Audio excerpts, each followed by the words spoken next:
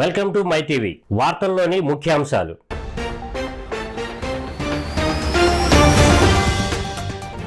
పశ్చిమ గోదావరి జిల్లా భీమవరంలో విద్యా దీవెన నిధులను విడుదల చేసిన సీఎం జగన్ విద్యాభివృద్ధికి పెద్దపీట వేశామని వెల్లడి.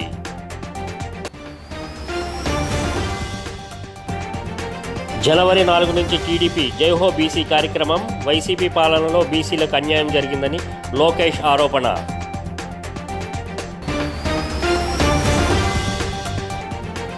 అనకాపల్లి జిల్లాలో ఘోర ఘటన. అప్పుల బాధతో కుటుంబంలో 4 ఆత్మహత్య. పోలీసుల విచారణ.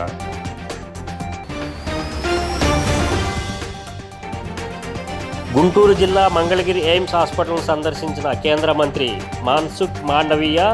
రాష్ట్ర మంత్రి విడుదల రజనితో కలిసి మొక్కలు నాటిన మంత్రి. రాష్ట్రంలో పిల్లలు గొప్పగా చదవాలని విప్లవాత్మక మార్పులు తీసుకొచ్చామని సీఎం వైఎస్ జగన్మోహన్ రెడ్డి పేర్కొన్నారు.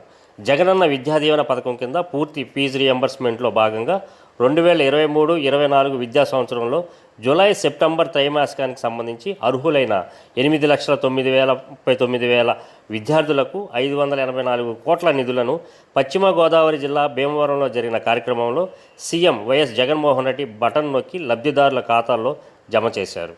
ఈ సందర్భంగా ఏర్పాటు చేసిన బహిరంగ సభలో సీఎం వైఎస్ జగన్ మాట్లాడుతూ విద్యాభివృద్ధికి వైసీపీ ప్రభుత్వం చేసినంతగా ఏ ప్రభుత్వం చేయలేదన్నారు. డబ్బులు ఈరోజు జమ చేయబోతా ఉన్నాము. ఇక్కడి నుంచి ప్రతి ఏడాది కూడా క్రమం తప్పకుండా ప్రతి ఏడాది 3 నెలలకు ఒకసారి ఆ 3 నెలలు అయిపోయిన వెంటనే ఆ క్వార్టర్ అయిపోయిన వెంటనే ఆ పూర్తి ఫీజు రీఇంబర్స్మెంట్ సంబంధించిన మొత్తాన్ని ఆ తల్లుల ఖాతాల్లోకి జమ చేస్తా ఉన్న విషయం మీ అందరికీ కూడా తెలిసిన విషయమే. ఇలా ఈరోజు 8,09,39 మంది పిల్లలకు ఈరోజు మంచి జరిగిస్తూ నేరుగా ఈ కార్యక్రమం అయిపోయిన వెంటనే బటన్ నొక్కి అక్షరాల 7,47,920 మంది ఆ తల్లుల ఖాతాల్లోకి ఈ July, August, September Telugu Desam party జనవరి 4 నుంచి రాష్ట్రంలో జైహో బీసీ కార్యక్రమం చేపట్టనుంది. వైసీపీ పాలనలో బీసీలకు అన్యాయం జరిగిందని, ఈ విషయాన్ని బీసీలకు వివరించి వారిని చైతన్యవంతులను చేయడమే జైహో బీసీ కార్యక్రమం ముఖ్య ఉద్దేశమని టీడీపీ జాతీయ ప్రధాన కార్యదర్శి నారా లోకేష్ వెల్లడించారు. వైసీపీ అధికారం చేపట్టాక రాష్ట్రంలో బీసీ సోదరులకు తీవ్ర ఇబ్బందులకు గురిచేసిందని, స్థానిక సంస్థల్లో 10% రిజర్వేషన్ తగ్గించిందని, 16,000 మంది బీసీలకు అవకాశాలను దూరం చేసిందని ఆరోపించారు. 8,000 ఎకరాల మేర బీసీలకు చెందిన అసైన్ భూములను వెనక్కి లాగేసుకున్నారని, ఆదరణ పథకాన్ని రద్దు చేసి బీసీల ఉపాధిపై దెబ్బ కొట్టారని లోకేష్ విమర్శించారు. ఈ కార్యక్రమంలో రాష్ట్ర అధ్యక్షుడు అచ్చెన్నాయుడు తదితరులు పాల్గొన్నారు. అందుకే కదా బ్యాక్ బోన్ అనే కదా వాళ్ళు 10% స్థానిక సంస్థ ఎన్నికల్లో రిజర్వేషన్ తగ్గించారు. బ్యాక్ బోన్ అనే కదా కార్పొరేషన్కి నిధులు లేకుండా విధులు లేకుండా తయారు చేశారు. ఒక్క ఆదరణ పథకం ద్వారా ఒక్క పనిముట్టు ఇవ్వలేదు ఈ ప్రభుత్వం. కళ్ళు గీత కార్మికుల్ని గాలికి వదిలేశారు. ఇంకో పక్కన మీరు చూస్తే వాళ్ళ సొంత బడుగు బలహీన వర్గాలు చెందిన ఎమ్మెల్యేలు ఈరోజు మాకు సరైన గౌరవం దక్కట్లేదని చెప్పే పరిస్థితి వచ్చింది. నిన్న వాళ్ళ ఎమ్మెల్యేనే మాట్లాడారు. ఆ వీడియో కూడా బయటకు వచ్చింది. సో పార్థసారథి గారు మాట్లాడారు. ఎన్ని వాస్తవాలు ఎన్ని బయటకు వస్తున్నాయి కదా. సో మాటలకి చేతలకి చాలా తేడా ఉంది ఈ ప్రభుత్వంలో.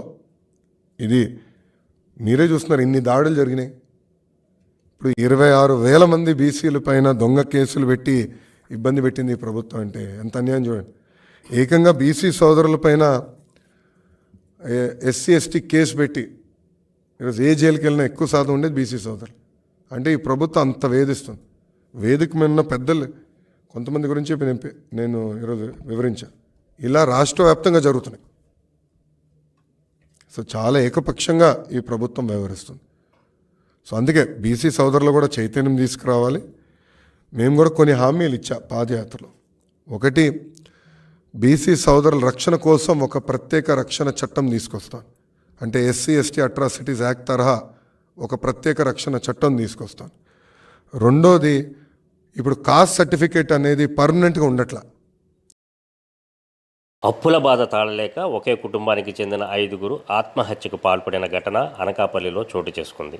అర్ధరాత్రి ఓ అపార్ట్మెంట్లో పురుగుల మందు తాగి భర్త, భార్యతో సహా 2 పిల్లలు మృతి చెందారు. మరో 9 ఏళ్ల పాప కుసుమప్రియ ఎన్టీఆర్ ఆసుపత్రిలో చికిత్స పొందుతుంది.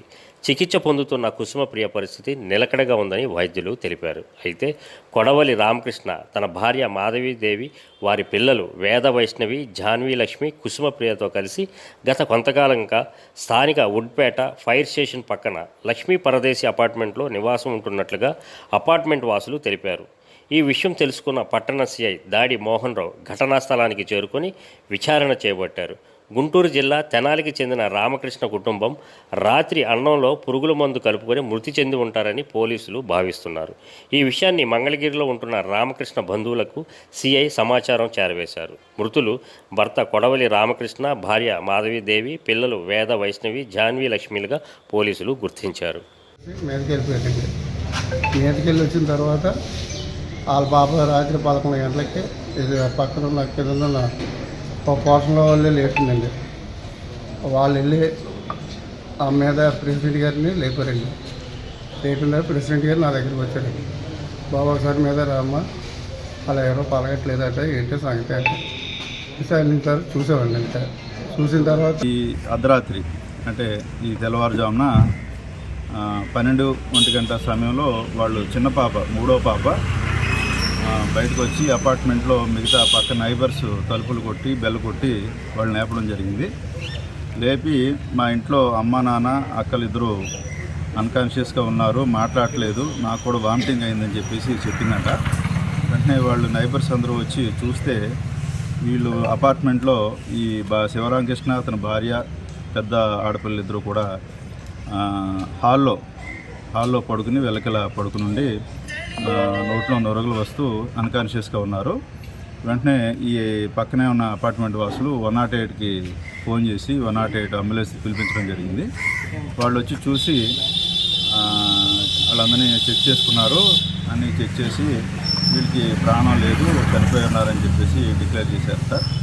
తర్వాత ఆ పాప 3వ పాప, ఆ పాపకు మాత్రం కొద్దిగా వామిటింగ్ అయ్యిందంట. వెంటనే వాళ్ళు మరి టౌన్ పోలీస్ స్టేషన్కి ఫోన్ చేస్తే టౌన్ పోలీస్ స్టేషన్ సిబ్బంది సిఐ గారు వచ్చి పరిశీలించారు. చూస్తే అప్పటికే చనిపోయి ఉన్నారు వీళ్ళు.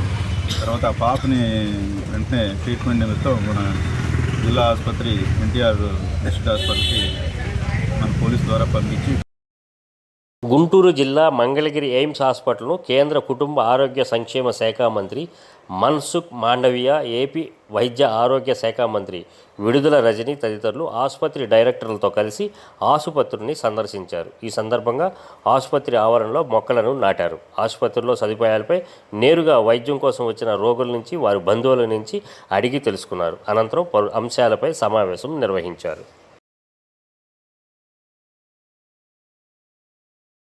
ఆంధ్రప్రదేశ్ ప్రభుత్వం తెచ్చిన భూ హక్కుల చట్టంతో ప్రజల ఆస్తులకు రక్షణ లేకుండా పోతుందని పలువురు న్యాయవాదులు ఆందోళన వ్యక్తం చేశారు.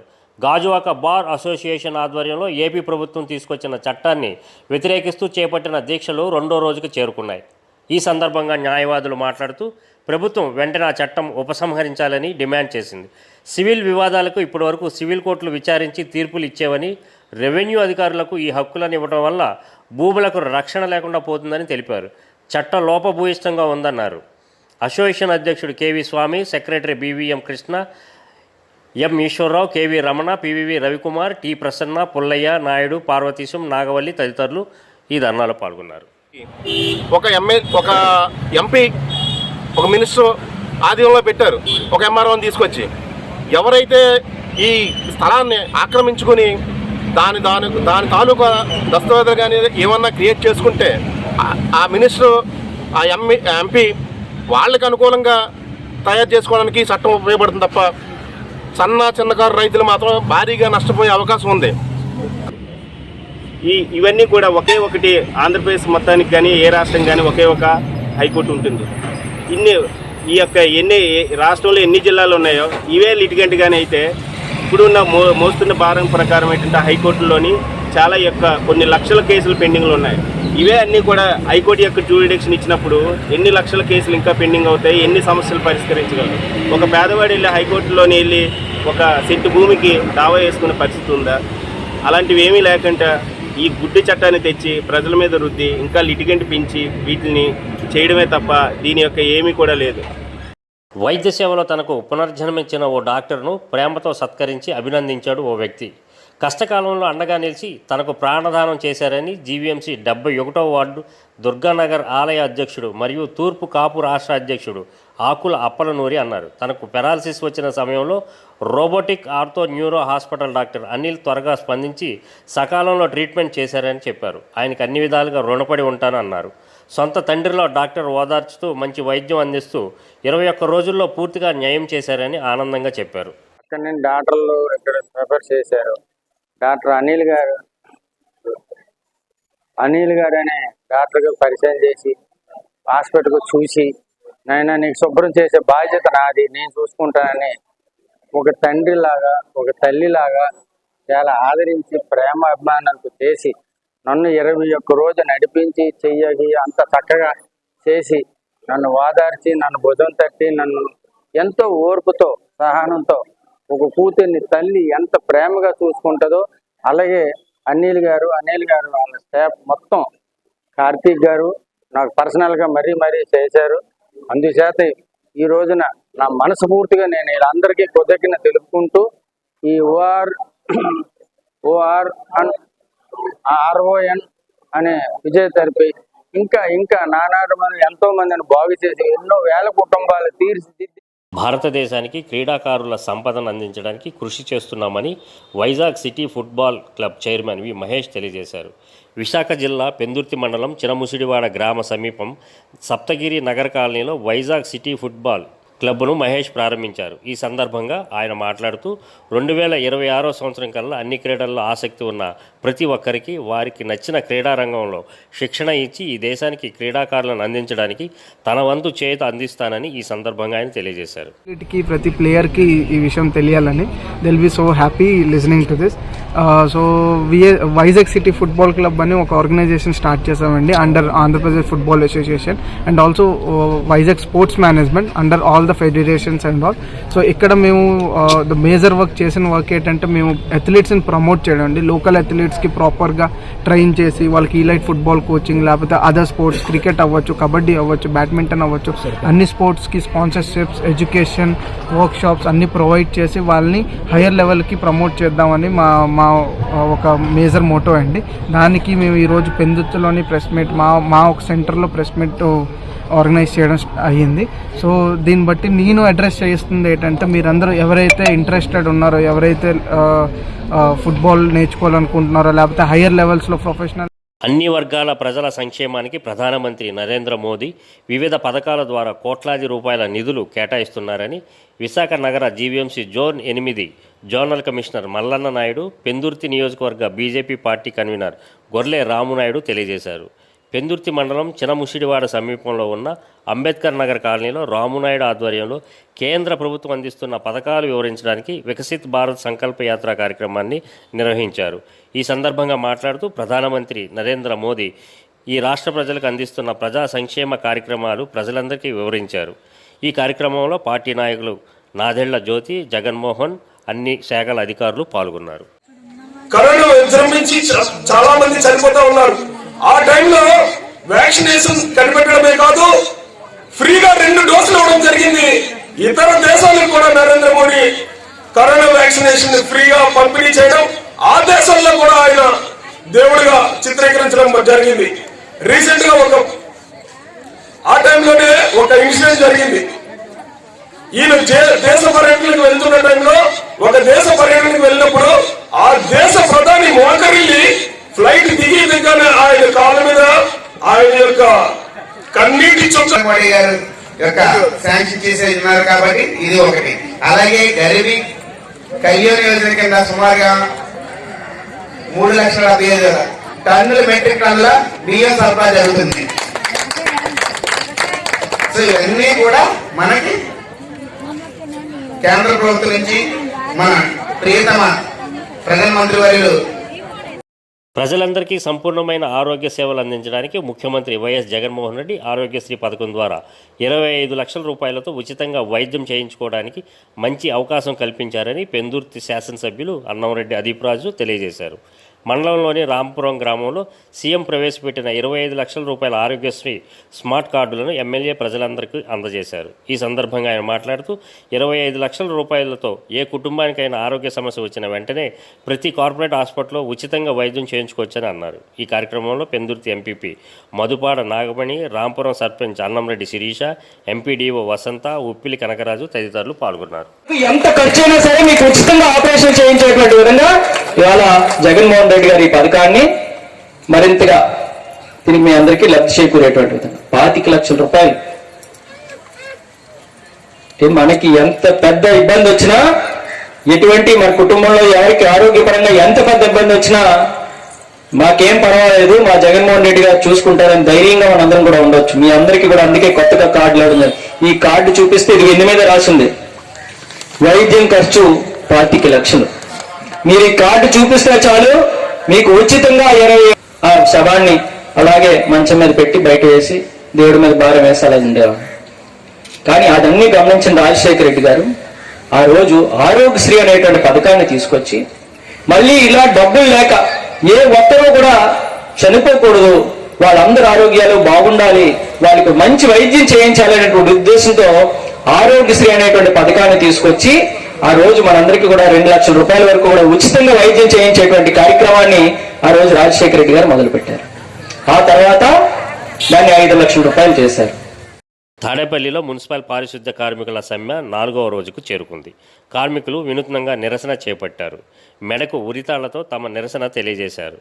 తాడేపల్లి ఎంపీటీసీ ప్రాంతీయ కార్యాలయం ముందు మున్సిపల్ కార్మికులు, సిఐటి నాయకులు నిరసన చేపట్టారు. ప్రభుత్వానికి వ్యతిరేకంగా నినాదాలు చేశారు. అఖిల భారత కాంగ్రెస్ పార్టీ ఆవిర్భావ దినోత్సవం సందర్భంగా చిత్తూరు జిల్లా పీలేరు నియోజకవర్గ నేత బాలిరెడ్డి సోమశేఖర్ రెడ్డి ఆధ్వర్యంలో వేడుకలు ఘనంగా నిర్వహించారు. ఈ సందర్భంగా ఆయన మాట్లాడుతూ కాంగ్రెస్ పార్టీ ప్రపంచంలోనే అతిపెద్ద ప్రజాస్వామిక పార్టీ అన్నారు. కాంగ్రెస్ పార్టీతోనే దేశం అన్ని రంగాలలో అభివృద్ధి చెందిందని తెలిపారు.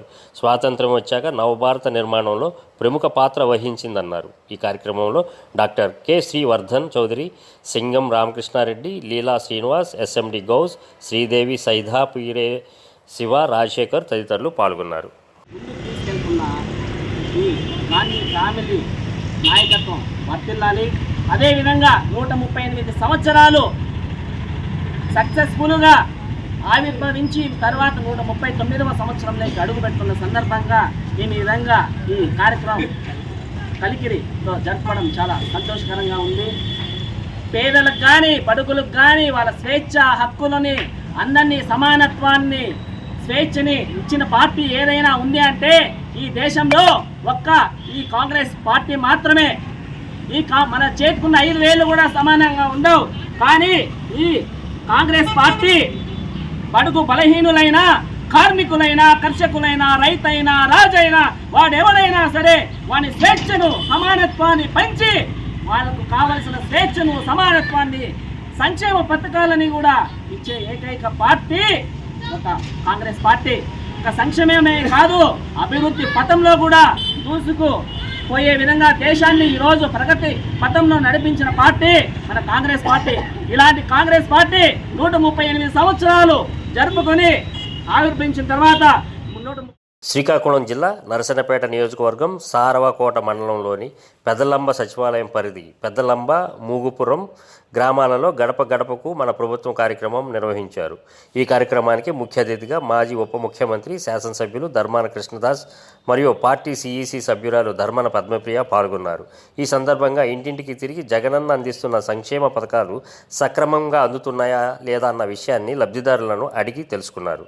సంక్షేమ పథకాల బుక్లెట్స్ను లబ్ధిదారులకు అందించారు.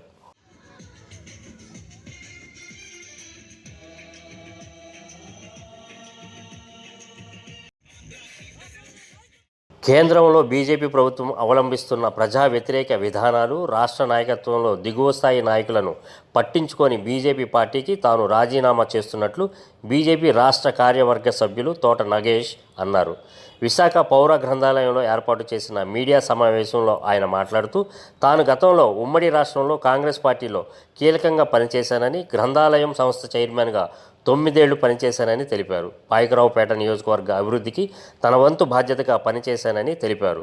బీజేపీ నాయకత్వం పట్టించుకోని కారణంగా తన పదవికి రాజీనామా చేస్తున్నానని, తన రాజీనామా పత్రాన్ని రాష్ట్ర అధ్యక్షురాలు పురంధరేశ్వరికి అందిస్తున్నామన్నారు. అలాగే తన అభిమానులు, శ్రేయోభిలాషులతో చర్చించి ఏ పార్టీలో చేరాలి అనే అంశంపై త్వరలోనే తెలియజేస్తానని తెలిపారు. పర్మనెంట్ ప్రాజెక్ట్స్ మేము సాధించుకోవడం జరిగింది. నేను ఆ కాన్స్టిట్యున్సీ ఇన్ఛార్జిగా ఉండగా ఇరిగేషను, ఎడ్యుకేషను, ఇండస్ట్రీస్ 3 కూడా 2004 నుంచి 2014 వరకు నేను ఆ కాన్స్టిట్యున్సీ ఇన్ఛార్జిగా ఉండగా అనేక ఉద్యమాలు చేసి ఆ కాన్స్టిట్యున్సీలో ఇరిగేషన్కి ఒక 20,000 ఎకరానికి సాగునీరు అందించడం కాకుండా ఇండస్ట్రీస్ రావడానికి పబ్లిక్ హీరింగ్లో కూడా ప్రజలు వ్యతిరేకించినా సరే వేళ ఎట్రో కానీ డక్కన్ కంపెనీలు రావడానికి మొట్టమొదటిగా పబ్లిక్ హీరింగ్ సంతకాలు కూడా నేనే పెట్టడం జరిగింది. అలాగే ఎడ్యుకేషన్ పరంగా మా ప్రాంతంలో first girls high school, 25 years తర్వాత ఒక ఐటీఐ కాలేజీ, అలాగే ఉమ్మడి ఆంధ్రప్రదేశ్లో ఉండగా ఏ జిల్లాలో లేనటువంటిగా మొట్టమొదటి మా గ్రామంలో విలేజ్లో ఎయిర్ కండిషన్ లైబ్రరీ, అలాగే డిగ్రీ కాలేజీ రావడానికి అప్పుడు మంజూరు చేయడం జరిగింది. ఇప్పుడు శాంక్షన్ అయింది. జనంలో ఉన్న వాళ్ళు ఈ బీజేపీలో ఉన్న ఒక గ్రూప్ ఉందా, ఎప్పటి నుంచో కోటరీ గ్రూప్ ఒకటి ఏర్పడింది. వాళ్ళు ఢిల్లీలో ఉండి లోన్లు చేయించుకోవడం, ఇక్కడ ఒకవేళ మేము అన్నీ ఇచ్చామంటున్నారు కేంద్ర ప్రభుత్వం, అన్నీ ఇచ్చామంటే అన్నీ ఇచ్చాం మాయే అని మనం అక్కడికి వెళ్ళామంటే కాల్ ఇస్తున్నారు. అక్కడ విశాఖ దక్షిణ నియోజకవర్గం ఎమ్మెల్యే వాసుపల్లి గణేష్ కుమార్ ఉచిత విద్యా పేరుతో విద్యార్థుల జీవితాలతో ఆటలాడుకుంటున్నారని జనసేన నాయకులు 39వ వార్డు కార్పొరేటర్ మహమ్మద్ సాదిక్ ఆరోపించారు. పాత నగరంలోని తన కార్యాలయంలో ఏర్పాటు చేసిన మీడియా సమావేశంలో ఆయన మాట్లాడుతూ తన కాలేజీలో విద్యార్థులకు ఉచిత విద్య పేరిట విద్యార్థులను ఆకర్షించి తదనంతరం వారి వద్ద నుంచి లక్షలాది రూపాయల ఫీజులు అడ్డగోలుగా వసూలు చేస్తున్నారన్నారు. తన 10 ఏళ్ల ఎమ్మెల్యే పదవీ కాలంలో కోట్లాది రూపాయలు కొల్లగొట్టారని, సామాజిక బస్సు యాత్ర కార్యక్రమానికి సైతం ఈ కళాశాల విద్యార్థులను రోజు కూలీల మాదిరిగా వాడుకున్నారని ఆరోపించారు. ఈ వాసుపల్లి గణేష్ కుమార్ అనే వ్యక్తి ఏంటంటే గత 15 సంవత్సరాల నుంచి ఎప్పటి నుంచి అయితే రాజకీయాలకు వచ్చాడో, ఒకసారి ఓడిపోయాడు, అలాగే 2 సార్లు గెలిచాడు.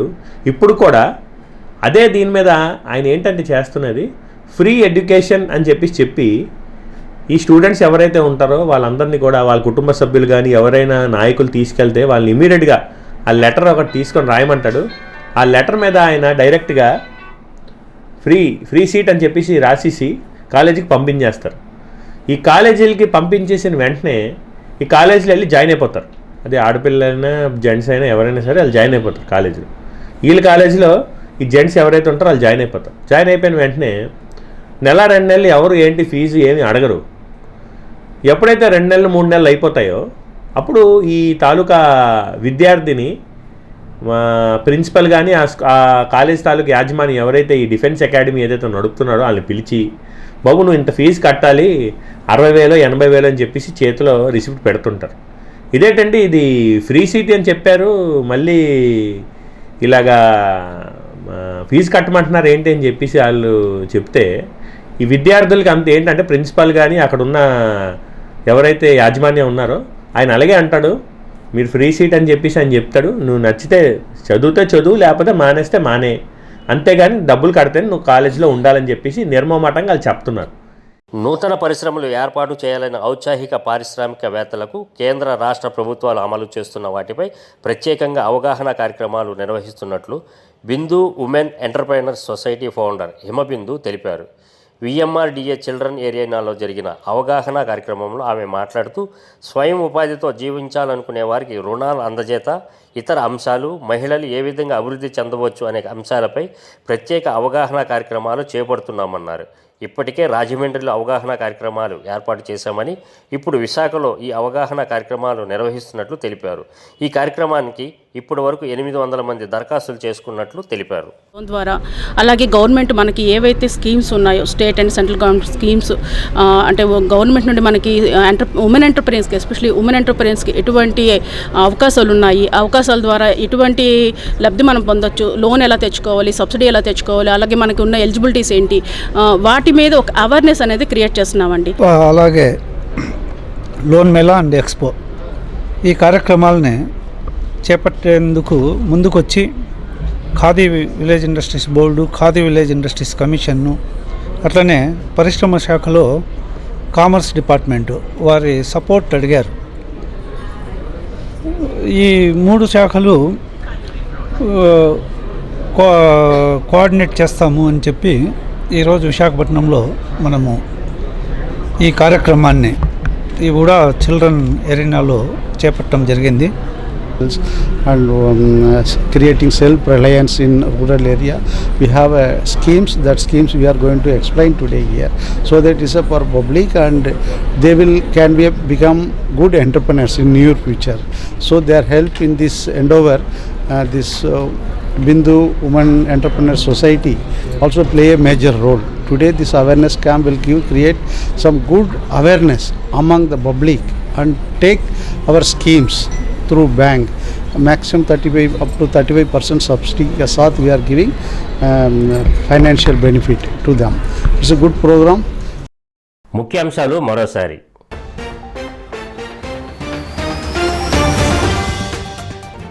పశ్చిమ గోదావరి జిల్లా భీమవరంలో విద్యా దీవెన నిధులను విడుదల చేసిన సీఎం జగన్, విద్యాభివృద్ధికి పెద్దపీట వేశామని వెల్లడి.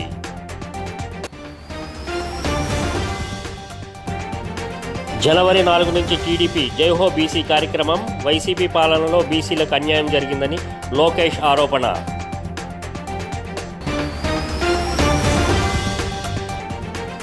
అనకాపల్లి జిల్లాలో ఘోర ఘటన, అప్పుల బాధతో కుటుంబంలో 4 ఆత్మహత్య, పోలీసుల విచారణ.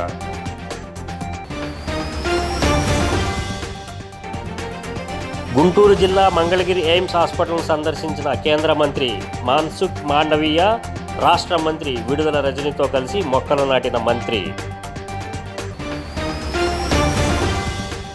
ఈ వార్తలు ఇంతటితో సమాప్తం. మరో బులెటిన్లో మరలా కలుద్దాం.